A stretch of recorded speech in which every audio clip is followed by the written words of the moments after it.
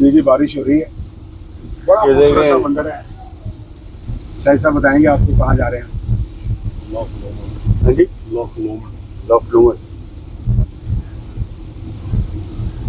ये lock Loman जा रहे हैं हम। ये ग्लासगो की साइड पे बड़ी खूबसूरत सी ये साइड है जहाँ पर राज साहब जो है गाड़ी चला रहे हैं माशाल्लाह, और शकील साहब कमेंट्री कर रहे हैं पीछे बैठे हुए। और ये देखें यहाँ के बारे में जो मशहूर है 3W। अभी पीछे मौसम क्या था और अभी बारिश हो रही है। 3W का बता देना, वेदर है, वेदर, वुमेन, वाइन, वर्क।